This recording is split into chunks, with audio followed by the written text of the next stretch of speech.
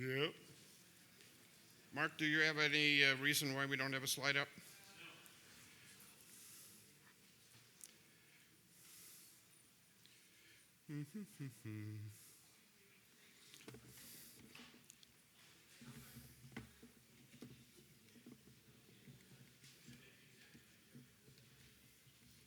Looks like we've got, no, there we go.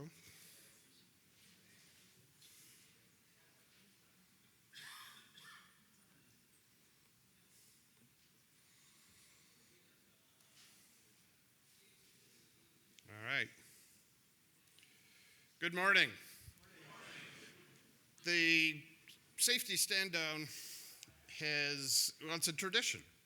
And I was looking back, this is the 14th time that I've given a plenary talk to some group of people. Initially, it was the Southwest Regional Fly-In, and I've been doing it at the migrations for the last 7 or 8 years. This time, my intention is to give you an update on the statistics, looking back over time as to the accidents in the Cirrus fleet, and then to talk a little bit about accident investigations, because those investigations become the grist for what we learn about in the kinds of training, interventions, the way in which we can prevent accidents in the future. And then, since COPA was a party to the investigation about the event in which Tim Ballantyne pulled the parachute handle and it did not deploy, which I'm now referring to as an anomalous CAPS event.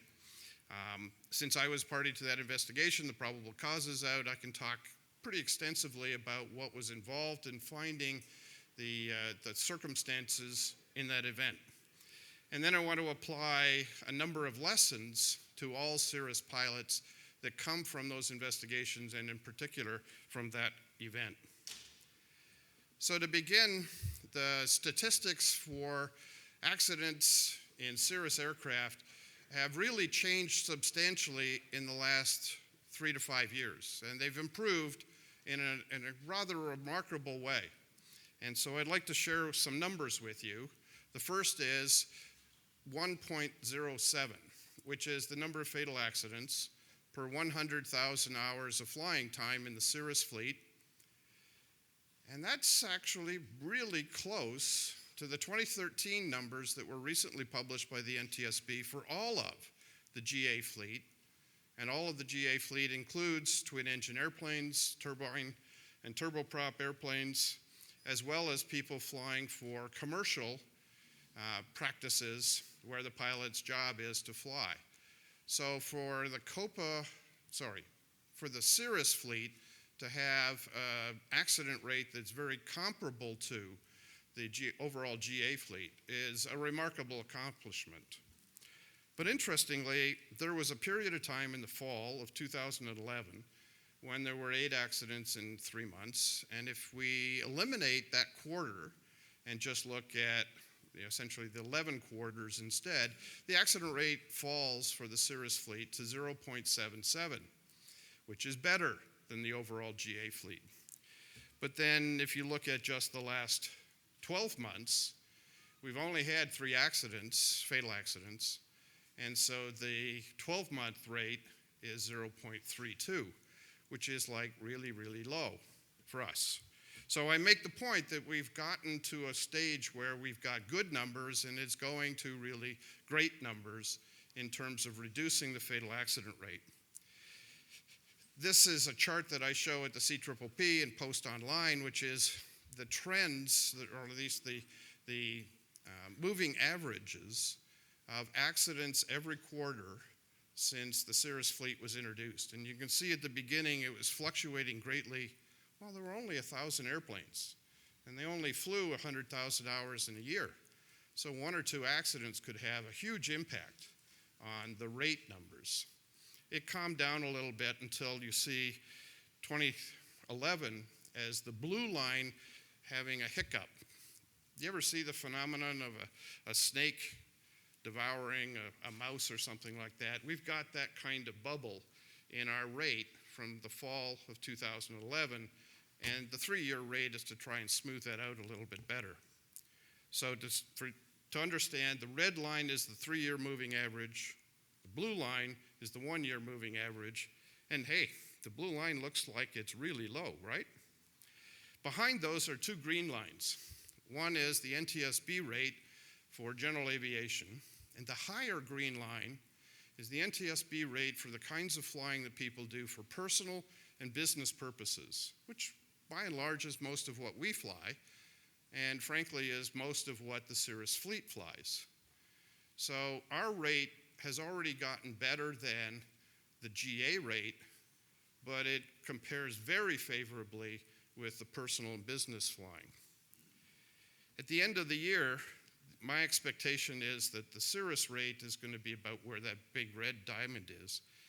And next year when the NTSB publishes their rate, I'm afraid it's likely to go up slightly because the number of accidents in general aviation in the last 2 months has been higher than expected. And Bruce Landsberg at AOPA wrote about it, other people are writing about it. More accidents in GA, not the trend we're looking for. Yay, the Cirrus rate is falling down. In fact, I've been contacted by reporters on a couple of occasions, people in the aviation industry. Rick, is this a trend? And my answer, just off the top of my head, of course it's a trend. You know, you look at the data, it's going down, it's a trend. Oh, but you mean, is the trend going to continue? And who knows? Because if you're into statistics, you know the difference between descriptive statistics about what's happened in the past and probabilistic statistics of what might happen in the future. And as we saw with the fall quarter of 2011, 8 accidents, that wasn't predicted. But it's a coincidental happenstance.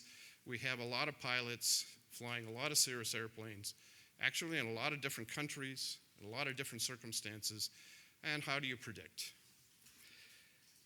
Looking back at what were things that precipitated the dramatic change that I think we see in the reduction of Cirrus accident rates, I point to 4 or 5 key things. And the first, 2011, marked the change in these several coincidental things. Clear, I don't know that these are causations. The reasons people didn't crash are typically because the pilots made better decisions. But what influenced them? And the first thing I'll point to is an organization of flight instructors called SAFE, the Society of Aviation Flight Educators. And in May of 2011, they hosted a symposium on reforming pilot training. And I called that TILT because in my sense, it tilted the playing field for instructors. It called out, hey, instructors, the accident rate hasn't gone down much. We can't continue to do the same things. We have to reform pilot training. And so they tilted the playing field towards making changes, making reforms. For sure, at M9 in Colorado Springs, I gave a talk on consider caps, building on the information that I'd learned from the COPA instructors about incorporating caps into decision-making during emergencies. And it's proven to be a very effective message to many people. I've heard many stories of how this impacted people personally and professionally. Professionally, Cirrus holds an annual symposium for its partners in service, the supply chain, and training partners. And then the training partners, that's both the training centers and the standardized CSIPs. So at the fall of 2011, there was an opportunity to speak to those people. Cirrus, the air safety people, the training people, and myself presented things about what had happened in the Cirrus fleet and gave the message to that audience, about 120 people. Well, I can reach a few of you, but if you reach 120 people who are instructors that talk to how many of their clients, you quickly get to thousands, and it starts to have a multiplier, what I called here a leverage effect. That symposium in 2011 made the change for what instructors in the Cirrus fleet taught their clients. And then, as I've mentioned several times, the fall 3 months in 2011, October, November, December, was horrific. 8 fatals in 3 months. In fact, 3 fatals happened in 24 hours around the world. The first one was in Danbury, a night approach. A pilot with synthetic vision perspective, all the gadgets, hit a light and crashed into a residential. This is a picture the next morning. In Carrollton, Texas, a doctor took off without enough fuel and had failed to pre-flight the fuel quantity, and he ended up doing a missed approach, running out of gas. They pulled the parachute very close to the ground, and unfortunately, the rear seat passenger was killed in that accident. 2 people survived. In Poland, there was a VFR into IMC accident. In Boynton Beach, there was an aerobatics. This is the guy that flew 3 aileron rolls. And the last one didn't go very well, and he ended up in the Everglades.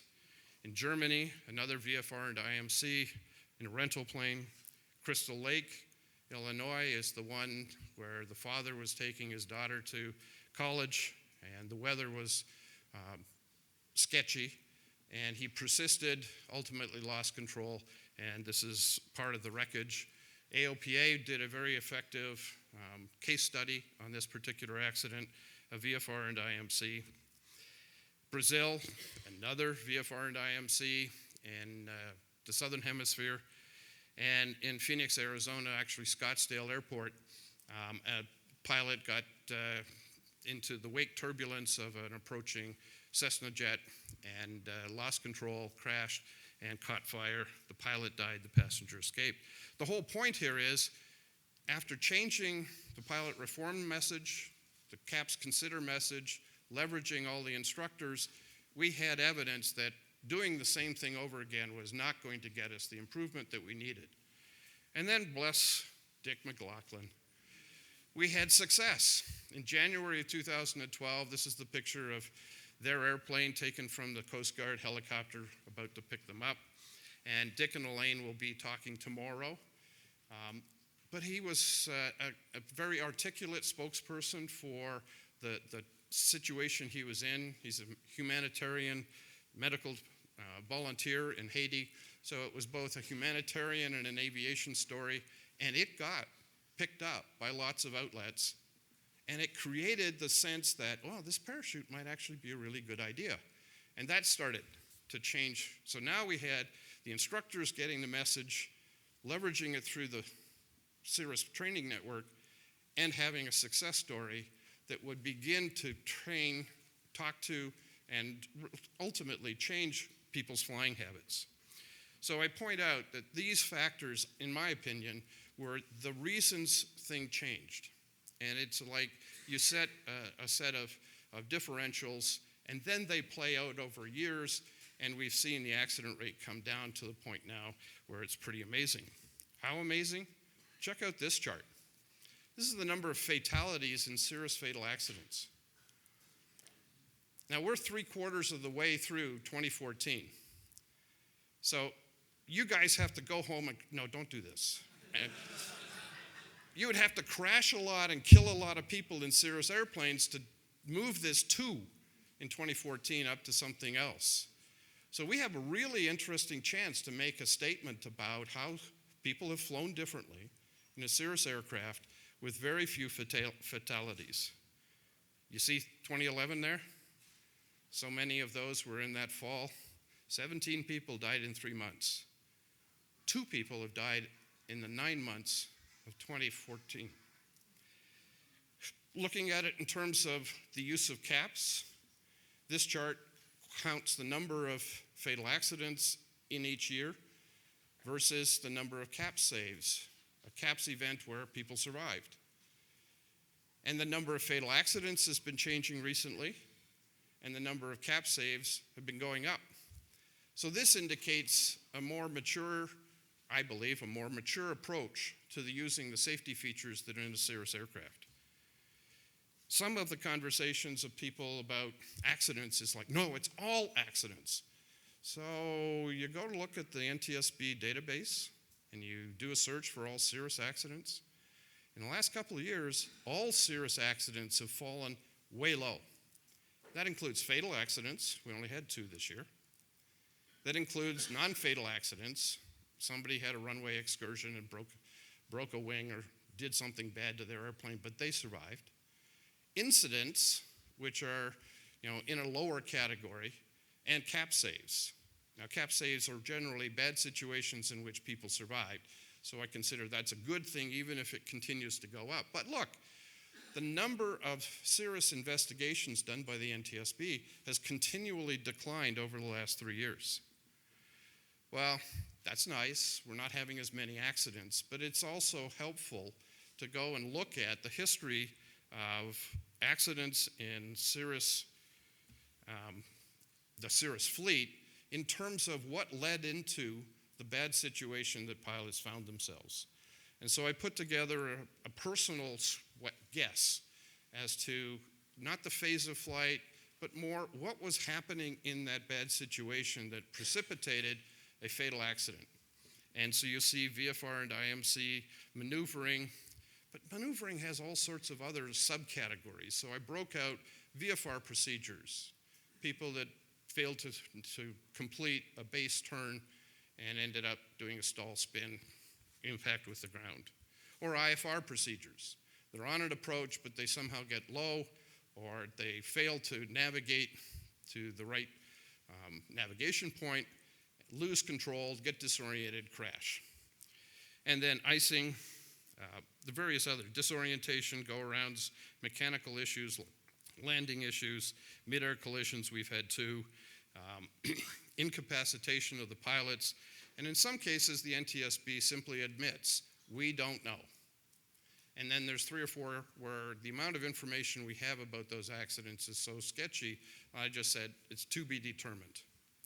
So this is a chart that's taking each of those causes and placing it for each of the accidents, 105 of them in our 15-year history. What surprised me when I looked at this was the shift. I thought VFR and IMC was something we'd sort of dealt with. We teach weather, we teach decision making. I think we're getting a handle on some of those things. Oh no, we're not. Oh no, we're not. We had this big rash of VFR and IMC accidents in the fall of 2011, in fact, through all of 2011 and into 2012.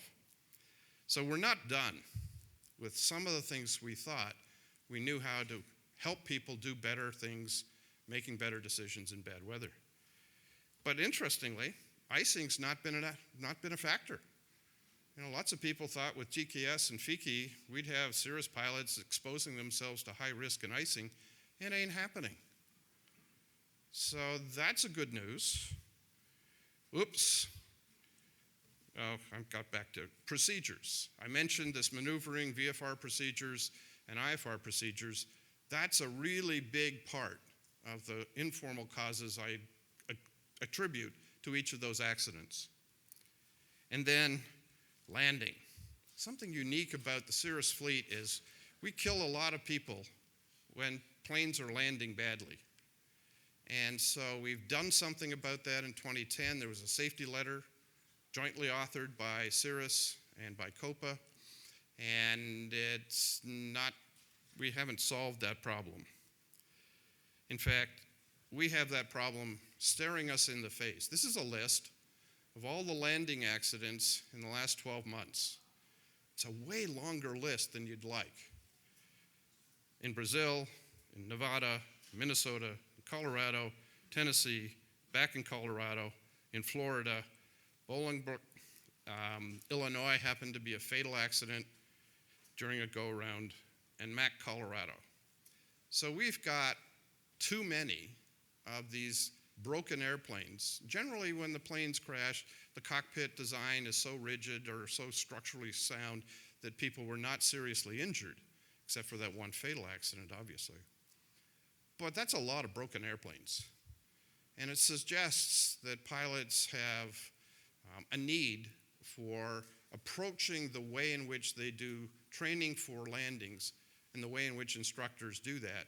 We need to rethink some of those things, and in fact, we're working on some of those changes. I mentioned calm on the surface, but paddling hard is sort of, while things look like they're doing well, it's really important for an organization that's involved in changing pilot attitudes or changing pilot proficiency or the way in which they train, to make sure that we go through all the various lessons and insights and interventions that brings about more effective pilot activities, better currency, better proficiency, better knowledge. And I believe it's the instructors and the training that's really making that difference. The culture of safety in the COPA organization and the Cirrus community are ways to observe better practices by people who fly Cirrus aircraft. And setting the bar high for our expectations gives us an opportunity to talk about deviations from that, where people are not operating with a high level of expertise or a high level of proficiency, and finding ways to encourage better outcomes. Well, I mentioned investigations, and that's the way in which we learn about what happened in those events so that we could find ways to intervene, break the accident chain in some other, for other pilots in other situations. And so the NTSB, by law in the United States, has the responsibility for investigating all accidents. And so if it's declared as an accident, substantial damage, injuries, then the NTSB by law has to conduct an investigation. If it's an incident, which doesn't necessarily mean that it has as much damage or there's many injuries, then sometimes. And they'll often just delegate the investigation to the FAA local people who would be rushing onto the scene and making sure that information is gathered about that particular event. So maybe the NTSB would be involved in it. But as we found out, and as you should know, the NTSB sees something and they think it's a safety issue. Based on that, they can decide to go do it. And so the NTSB's role of promoting safety in all forms of transportation, but in particular general aviation, they're our friend in the sense that they investigate to uncover what we can use to determine what would be effective ways to intervene. So a little tutorial.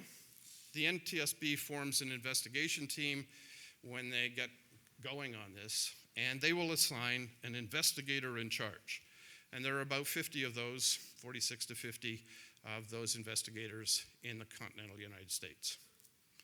The FAA, by legislation, is also involved, because typically it involves some certification issues, either the planes or the pilots or the maintenance shops. It involves services like air traffic control and radar, weather. And it also involves some safety practices. And so the FAA may end up being connected with these investigations in three ways. Local inspectors, the safety people, only a handful of whom typically are in Washington working for the FAA, and the certification people, either the pilots or the airframes.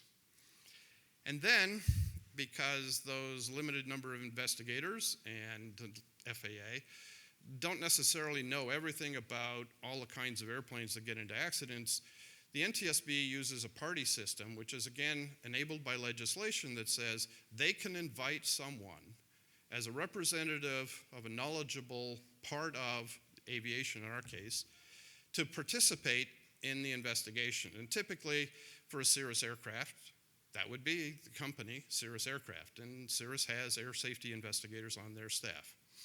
It may also be Continental because that's the power plant. It may also be BRS because they are the ones that manufacture and design the specific things related to the parachute system we use. Well, the NTSB also seeks operators, which are typically, if there's a commercial airline, the pilots union and the airline itself. And they're looking at their practices, how they structure training, checklists, formal practices, reviews, check airmen, all those kinds of bits and pieces about how that aviation entity operates. And so in conversations, this has also been something that the NTSB has sought out, expertise about how GA pilots fly GA airplanes. And they sometimes involve specialists who have knowledge about weather or radar or things that they want to augment their investigative capabilities. So the party system, it's by invitation. It's a formal process. They get to decide if they want you, and you might think you want to be involved. Other type clubs are an example. You need to build some credibility as a type club. You need to build some credibility as the representative.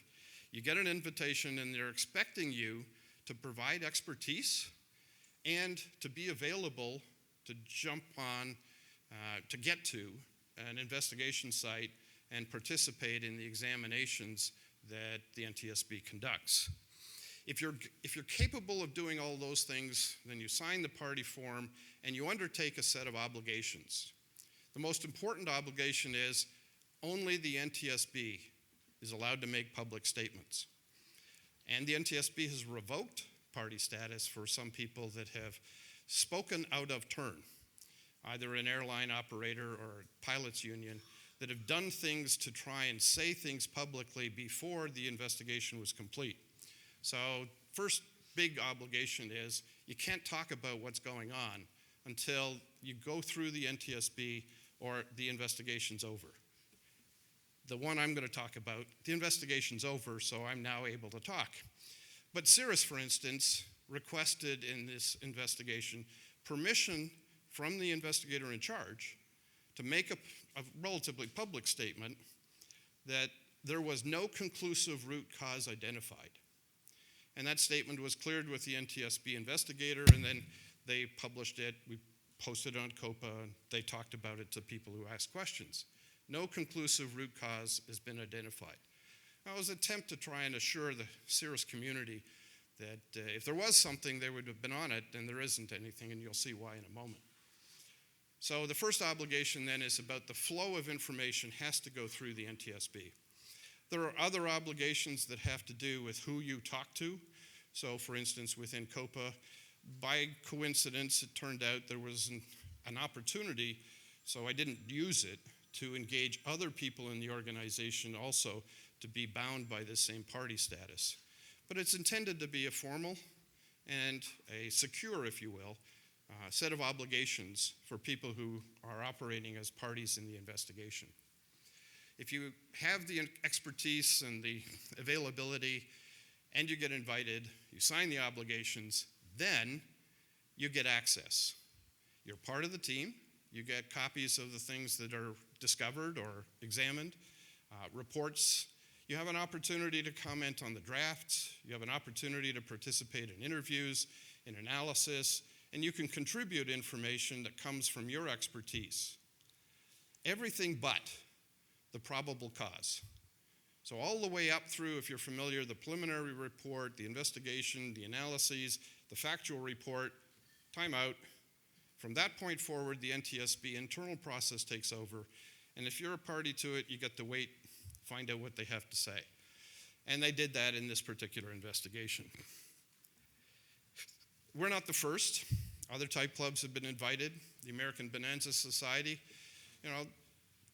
the manufacturer had gone bankrupt, and the expertise for some bonanzas that were built 30, 40, 50 years ago are no longer working for that manufacturer. But they happen to be instructors or mechanics that are members of the American Bonanza Society.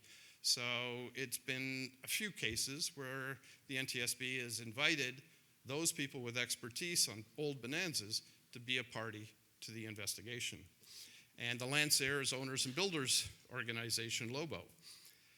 Big issue with amateur-built airplanes having a much higher accident rate than certified airplanes. And by coincidence, the president of LOBO has a background in accident investigation, and he's been brought in as a party representative for investigating Lancer, largely to come up with enough insight, enough understanding so that he can, through the LOBO organization, put practices in place that will ensure that the pilots and builders of Lancer aircraft are flying, building safe airplanes. And then COPA. Now, the interesting piece of how this came about has some long-standing history, and it relates back to the fatal accident in Indianapolis where Bob Edisis and his family were flying. And the NTSB did their work, and they produced a factual report and a probable cause. And the COPA member, Brian Goldsmith, looked at all of that stuff, and he found an arithmetic error in the weight and balance calculation done by the NTSB investigator. He slipped a decimal point. And as a result, the NTSB was very clear that the weight and balance was middle CG. The airplane was over gross, but it was a middle CG.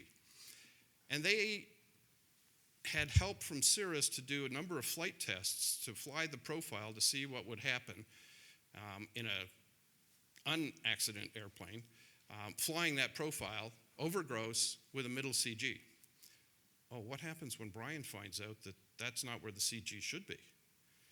And so the investigator in charge took the communications from COPA, acknowledged that he had made the mistake, and he petitioned and got permission to revise the probable cause.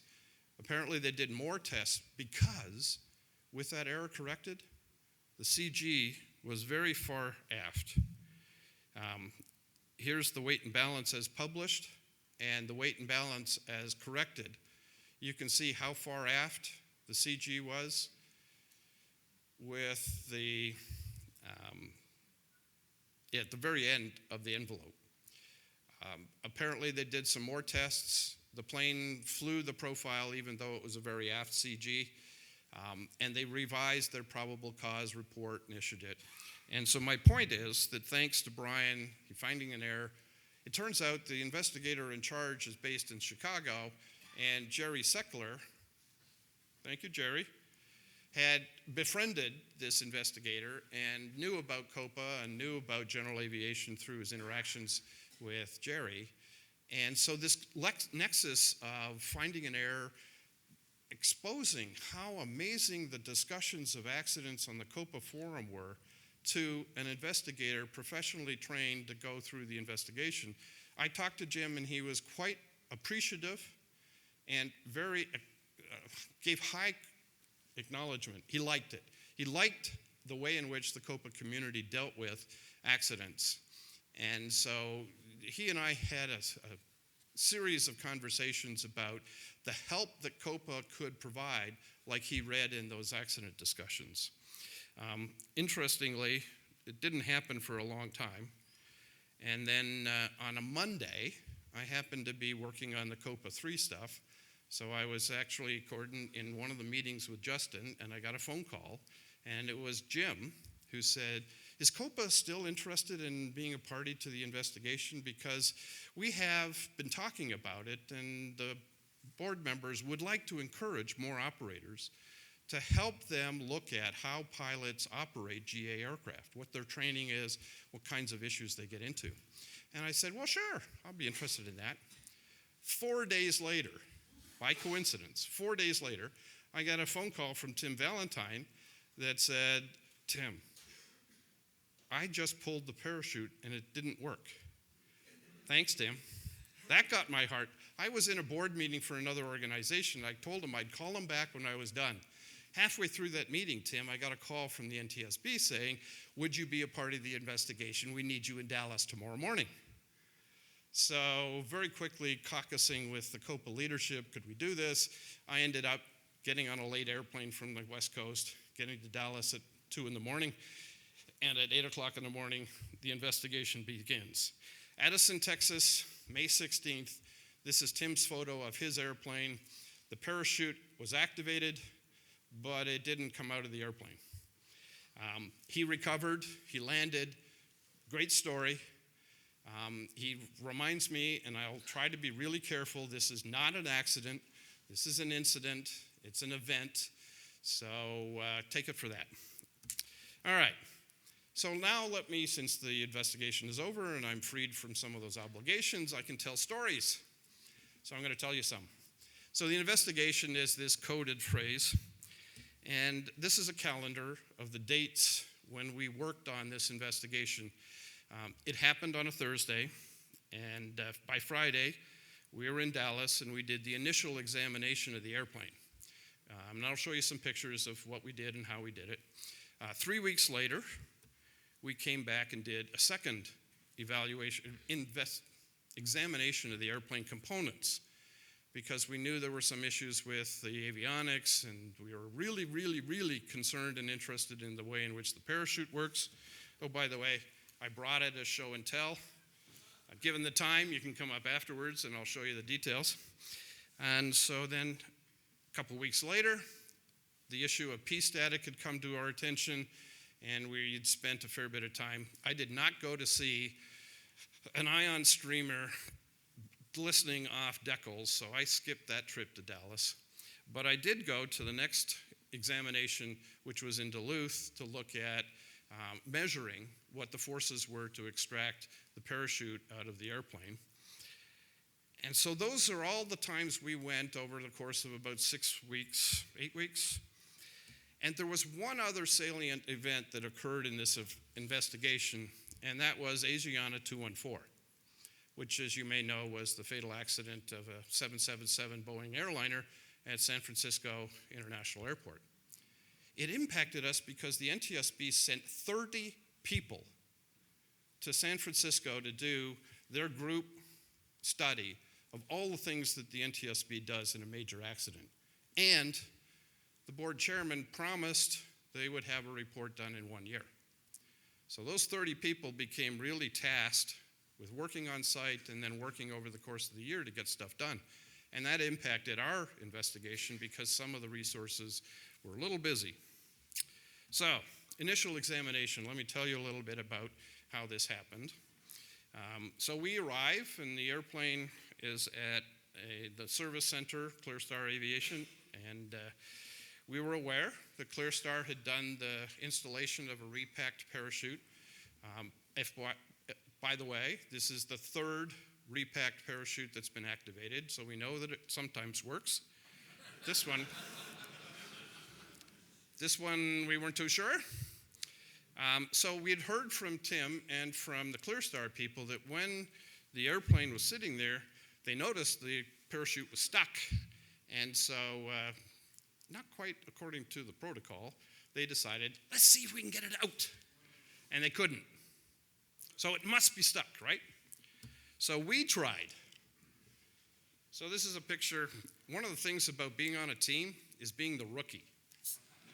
So I'm in the green shirt, being the one who's trying to lift this damn parachute out. We couldn't do it standing on the ground. I'm a reasonably strong guy.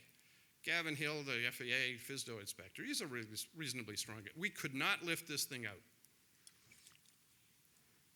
So we got on a ladder. We got a strain gauge so we could document how much force we could apply and extract the parachute. And we got up to about 55 pounds, and it wouldn't budge. Ooh, must be stuck, huh? And we weighed it, once we did get it out, and it weighs 53 pounds.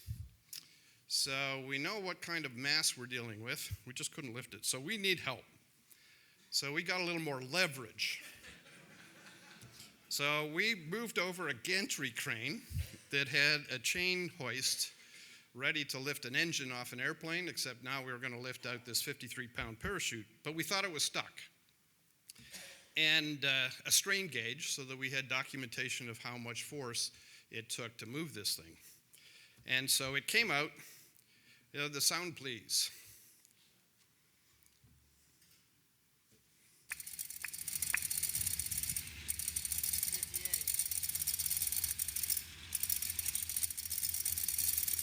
So by this time in the video, it started to move, coming out, and you can see it rising as the rookie is hoisting it. And at 62 pounds, it came out just like you'd hope it would. All right, thanks, Rick. Now, another aspect of this that we were curious about is the way in which investigators go to the examination of an airplane. And they do not start with, oh, maybe it's this. They instead say, no, before we do anything to this airplane, let's look around it and see what we can see.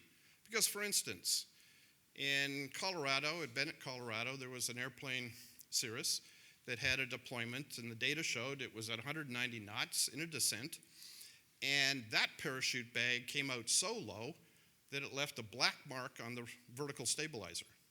Does this plane have vertical marks? Maybe the rocket went in the wrong place, like Sydney, Australia. So we were looking at everything around the airplane to see if we could find any evidence of where the rocket had gone, where the parachute, wait a minute, the parachute was still stuck. So it wasn't the parachute that got out there. And we found these two witness marks. They're very light gray. They're over the part of the N. In fact, there's a close-up of them. The projector's doing a pretty good, can you see little marks there? Yeah. So what we thought was these are very faint. They don't look like typical scratches on an airplane. In fact, there is a piece of the parachute assembly called a quick connector link, and I have one, which is, about 2 inches wide, and it's got this nut on it that you twist in order to be able to put things into it. And then you tighten it up, and they're linked quickly. Quick link connector. And what was amazing is those witness marks were exactly the distance between the edge of the nut and the tip of the loop. Matched it almost exactly. And it's like, well, that's probable that was, wait a minute, how would that happen? And so we went to some trouble. What made those marks? And so we took the quick connector link and rubbed it against the paint to see what color we would get. Same color. Wait a minute, but every time we rubbed it, we got a big mark. So it must have been a very gentle kind of rubbing that happened, not a whack. Well, that's weird.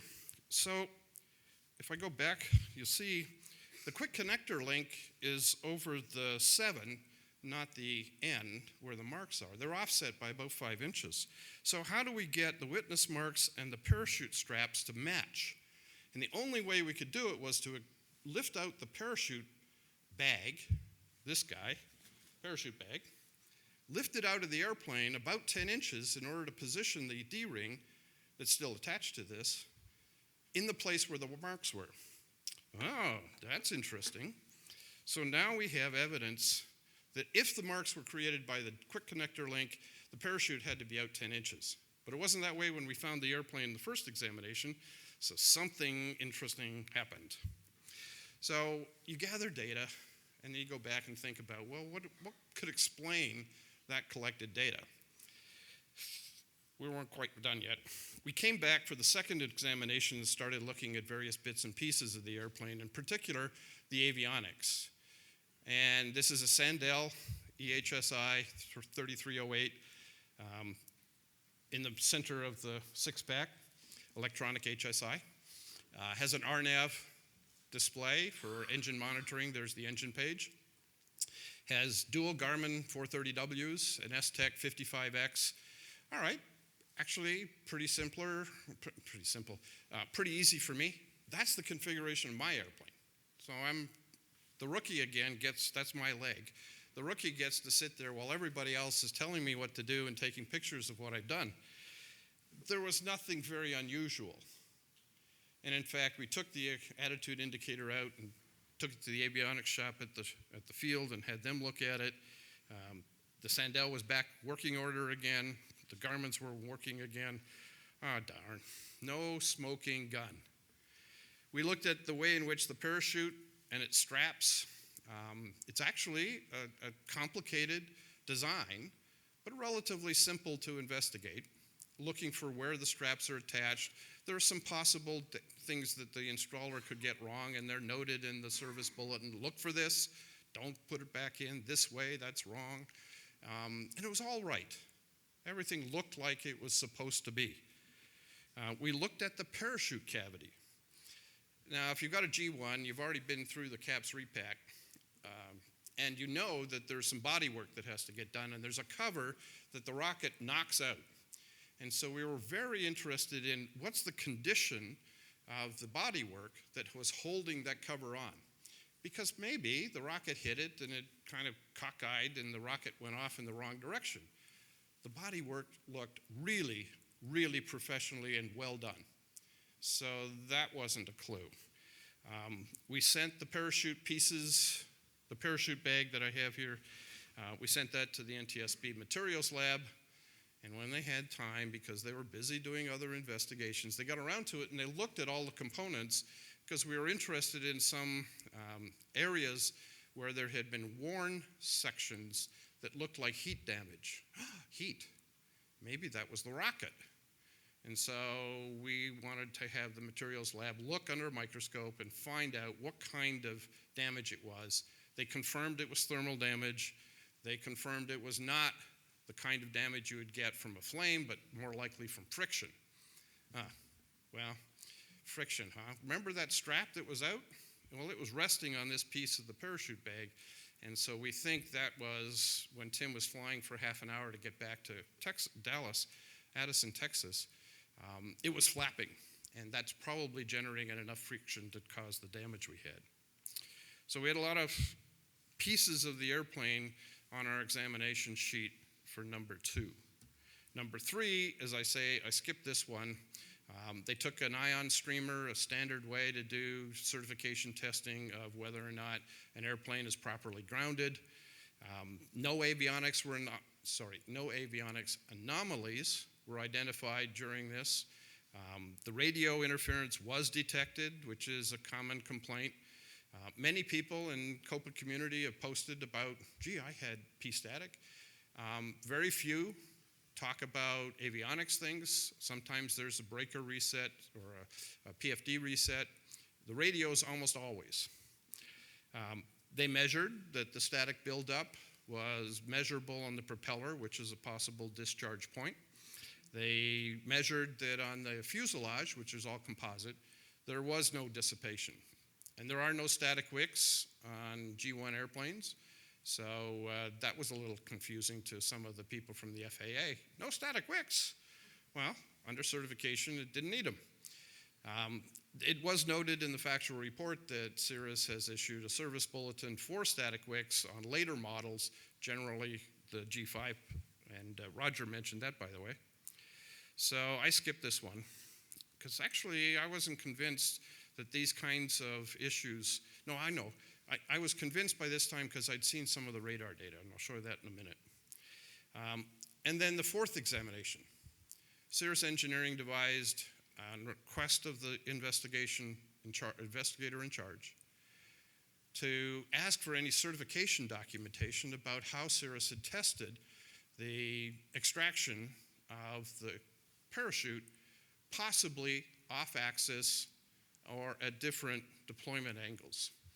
And that wasn't part of the certification. They did the flying tests that you've seen videos of, slow speed, high speed, in and a spin, and they all passed. So there was a certification requirement that they do that, and every test that those deployments passed met the certification. They provided data. So this test was going to look at what happens when we try to extract it at other angles, really low, and what happens if the plane is 45 degrees to the way the rocket pulls out, or even 90 degrees. And so being good engineers, here's an engineering drawing of what the test setup was, another gantry with a pulley on it and a cable, and we would pull it out and we'd move the airplane around. And so here, for instance, is this setup, big tall blue gantry and a cable going to the parachute bag, and a closer view of that. The setup, we have this adjustable pulley so we could go at different heights and therefore control what the angle was of coming out. We could measure it with a digital strain gauge that fed into a data acquisition unit and a computer system at Cirrus. And we used this parachute, so that it was exactly the same dimensions as the one we got out of the airplane when we examined it the first time. And a close-up, digital stuff. Notice how they protected the strain gauge, the airplane, foam, a whole bunch of different places, making sure that the airplane wasn't further damaged by the experiments. And so we ran a test. Audio. 70, 80.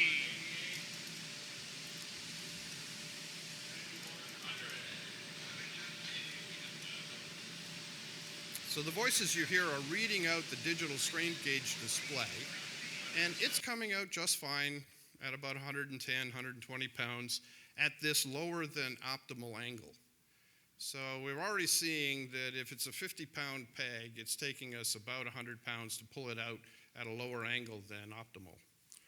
And then the next one, oh, by the way, you see the engineer is operating the winch with essentially a power screwdriver, and that's what's generating the rotational force on the hoist.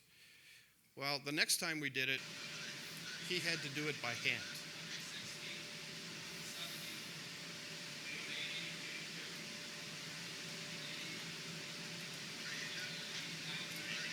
We're already at 190 pounds.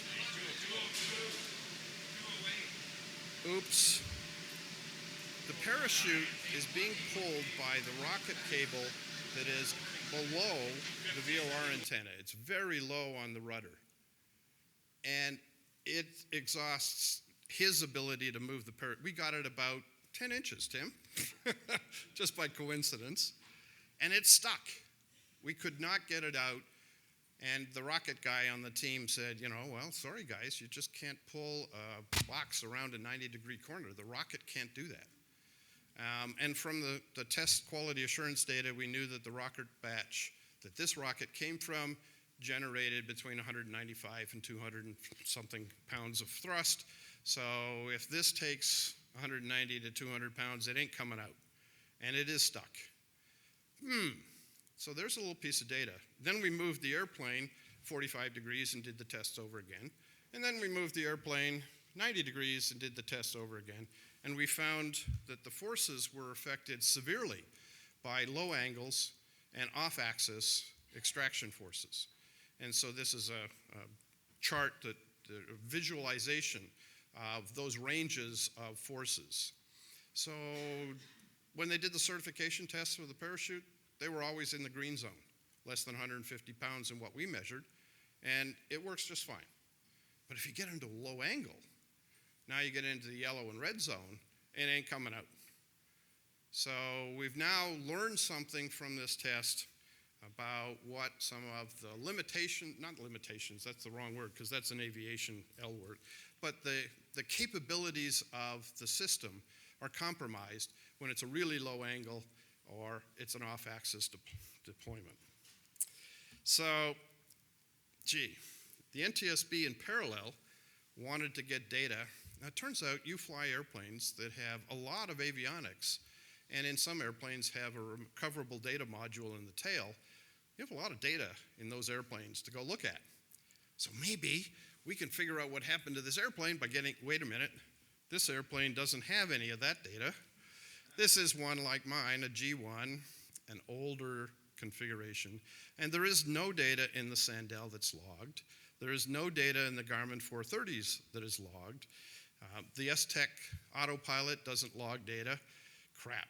There isn't anything with the avionics in the, oh, wait a minute, he had a tablet that he was using for Anywhere Map to get real-time weather, data link weather. And there's no logging in Anywhere Map software. So there was nothing that we could find that gave us data. Oh, but we do know that the ATC people could tell where the airplane was. And so we used the radar data, primary data, and secondary data where it gave us the mode C altitude. And so we had a performance study done by the R&D lab at the NTSB, and we came up with these curves as to where things were. It was actually a little challenging because there are 4 radar sites that track this airplane, and they're all from the Dallas-Fort Worth area, but oddly, from a mathematical point of view, they're all collinear east and west of Dallas. So if you've got an airplane flying north, you've got radars pointing a long way without really on both sides of the airplane telling you where it's going. And when you look at radar data, different radars have different attenuation, and so you get a little bit of variance between the same plane being pointed to or being sensed by the radars at different places. And so the NTSB radar specialist gave us a combination of primary and secondary radar to give us a presumed flight path here in the magenta line. And this is, when you fly away, He's flying north. This is a north-looking picture. And then you see a left deviation and then a right, sort of a left squiggle. And then a horizontal, slight descending, and then some weird stuff. And then it kind of levels out much lower and actually closer to the ground under the clouds, according to the pilot's description. That's a really strange flight path. And in fact, this is how strange that flight path is.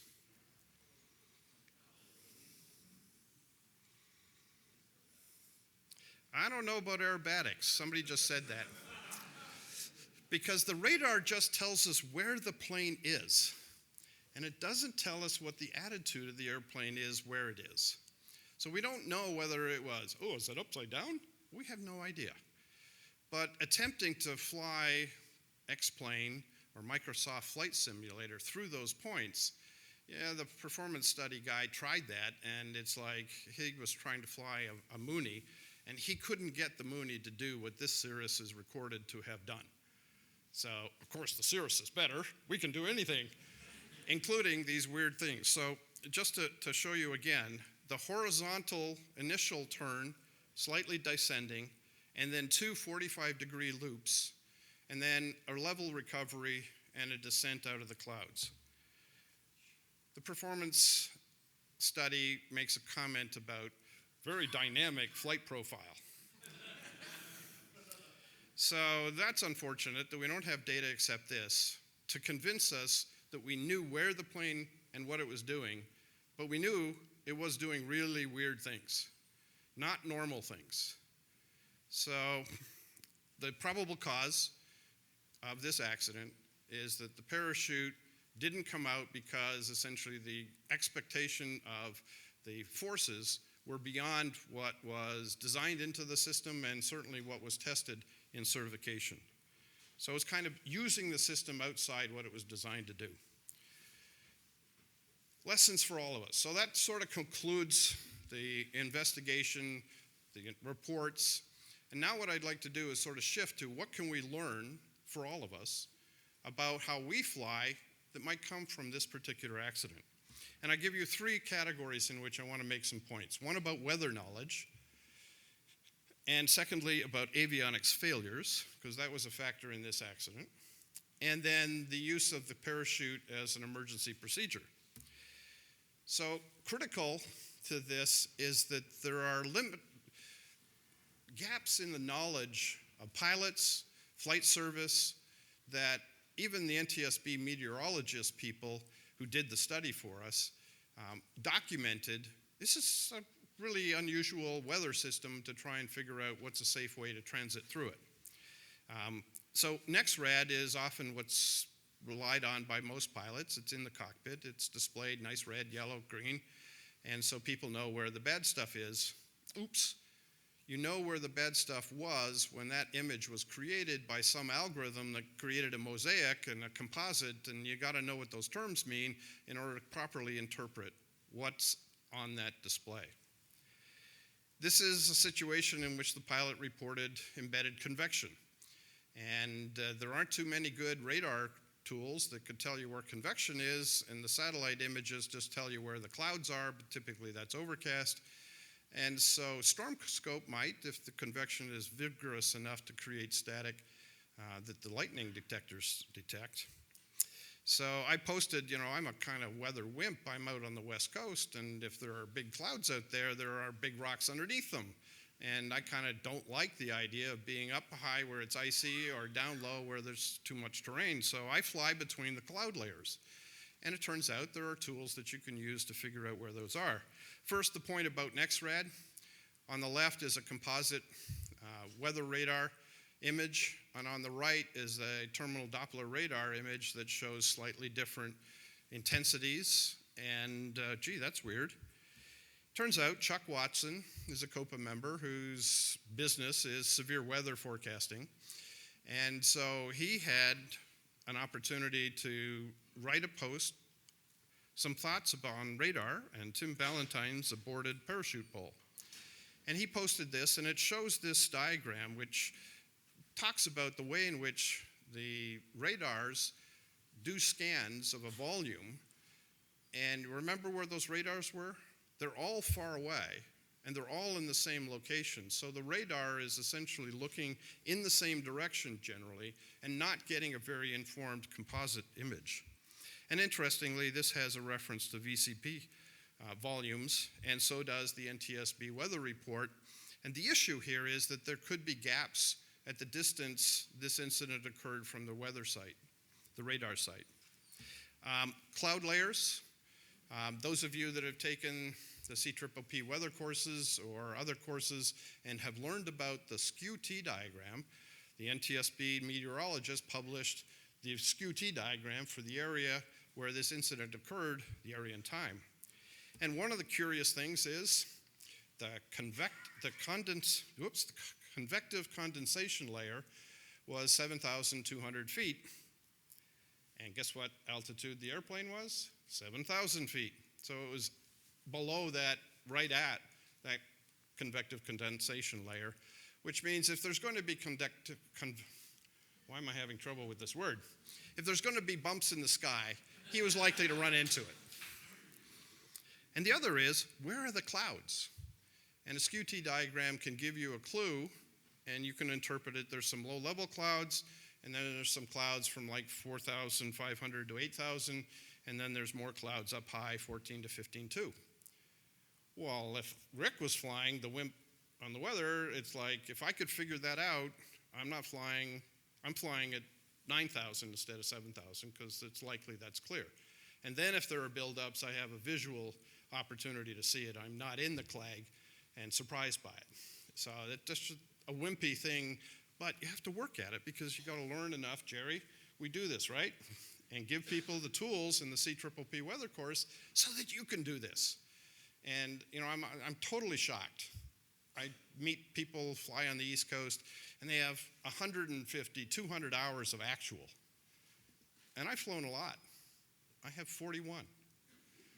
Because I don't fly in the clouds much, except when I'm on the East Coast, and you got clouds everywhere. But you don't have rocks. Avionics knowledge. So the weather is one piece. Knowing where you're going and how to keep yourself apprised of the information you need to make safe decisions. Avionics knowledge. I want to make a point here about this particular incident had a Sandell and an STEC 55X, and the capability of the Sandell was compromised by an error message. Turns out, flux gate excitation lost, because we discovered there was a broken wire. So that's not good, or broken pin. It was intermittent. And so you get bounced around and the intermittent pin discharges and you lose power to the flux gate and you've got flux gate excitation lost. But what that means is the Sandell's no help to you. But if you've got a 55X, then you can use GPS steering to get GPS digital data directly to the autopilot without having to go through the compromised Sandell box. But you got to know that. And increasingly, old airplanes are getting upgrades to their avionics, and there are all sorts of weirdnesses out there. You've got Aspen units, you've got G500s. Some people obviously have Avidyne PFDs and Release 9 and Perspective. Oh, by the way, what software version does your Perspective have? Because the software version enables different capabilities. Oh, and recently, I skipped over the GTN. If you've got a G1 Sandell equipped airplane and you replace the Garmin 430s with GTN touchscreens, there's now a heading source, and that does depend on the Sandell. Well, that's a little wrinkle that as somebody teaching about Sandell stuff, I would have never known because I didn't upgrade to GTNs. So look at that. There's a large number of variations here. If you fly one of these configurations, please go find an instructor that knows how these systems are put together so that you can become familiar with, if this box fails, what information can I rely on? If that box fails, what information can I rely on? And then it's not just partial panel stuff, it's actually system failure diagnosis. All right.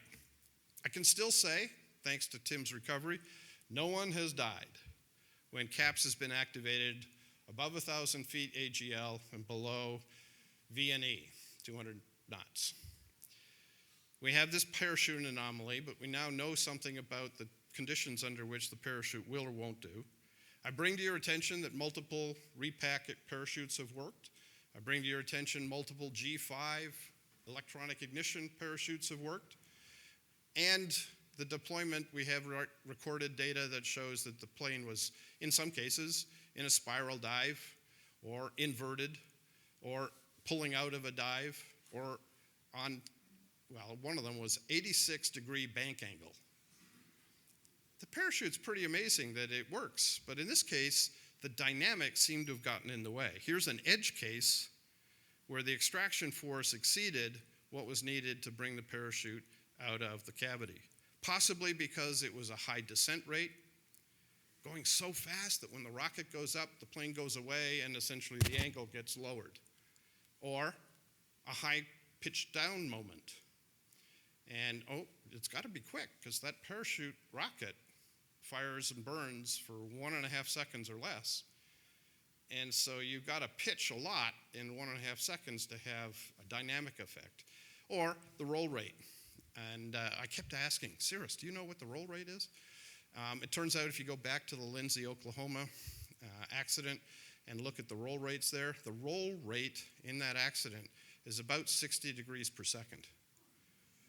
So recovering from a stall spin accident, when you get into hurt like that, wow, this airplane can roll really quickly. And so instructors, they know this because they want to live. But in this accident, that's a possibility. We don't know what the plane was doing. It's a possible descent angle. It's a possible descent moment. Weird. One aspect of this accident was the pilot's decision to try to slow down. And in fact, that was on the placard that said you should slow down to as minimum as possible and then pull. And in the release of the G5, they changed the procedure. Here's the easy reading version of it.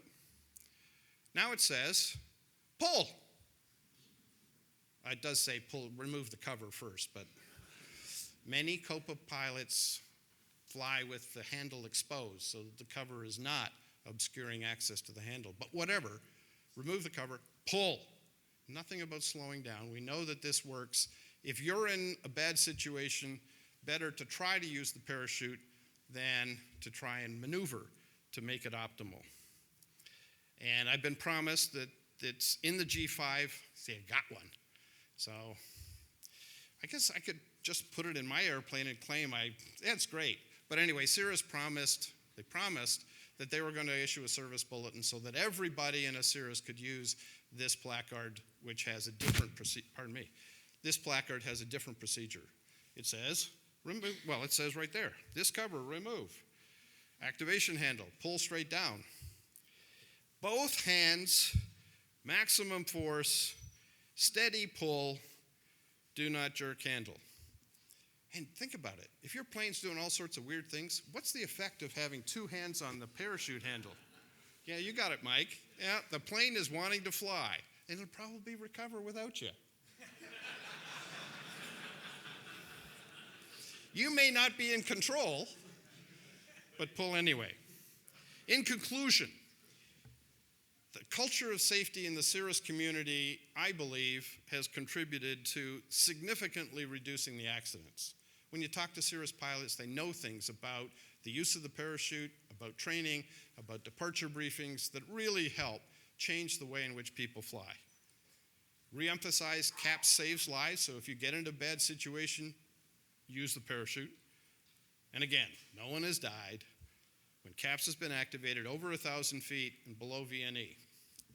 So pull early, pull often, consider CAPS, and enjoy being in part of this culture of safety. Thank you.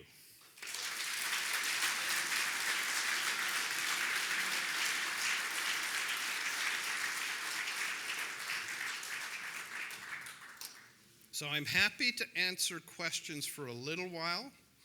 I have show and tell. Oh, Dr. McLaughlin has his hand up. Hey, Rick, what happened to the chute pack when you exceeded the capacity to remove it and it came out 10 inches? When you let go of the pressure, what happened? It just stayed there. Did it stay there or fall back in? eventually it fell back in on its own. But it was held up, Dick, by that cable. So it was like you'd have to release the cable for it to fall back in. And then it fell in? Yep. Not out? Definitely not out. I mean, look at it. This is like 36 inches long. So if it comes out this far, there's a whole bunch more keeping it down. And it weighs 53 pounds. Any other questions? Microphone, please. Well, microphone, please. When you say just pull, does that assume that the motor has quit? No. Oh. Hey, Rick, Tim? Oh, Gordon. Yes, please. Rick, can you bring up that slide showing the flight path? Yes. You like that slide? Or you're going to make some editorial comment about it? Well, I'm not going to make it. I was sitting next to Tim, and when you brought up the slide, his comment was, it was really hard following the magenta line.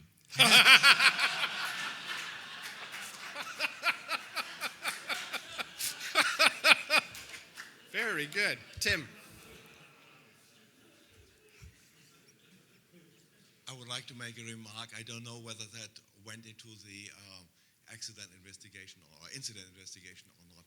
When we do rapid descent training in a cirrus, that means emergency descent out of 8,000 feet going down. Pull the power back and accelerate the airplane to 180 knots in training. We get descent rates of 4,000 feet per minute. If you do that in an airplane like the G1 with the conventional instruments, after that, you see that the vertical speed indicator will show something between 300 to 400 up. That was exactly on one of these pictures here. It happens because the pointer runs against a stop, and then the vertical speed indicator tries to continue moving it, and the axle slips, and then when you bring it back to the ground, you see something like 300 feet up. And I have done that, so I know. And you need to readjust it with a screwdriver then. So that is something which may explain that there was a descent rate of 3,000 to 4,000 feet per minute. Let me introduce Brad Miller. Okay. Brad, stand up. Is the Cirrus Aviation Air Safety Investigator. Mm-hmm. Thank you for your help.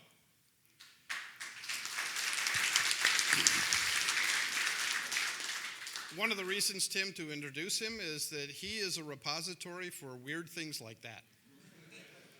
He knows some, but he'd like to learn more. Any other comments?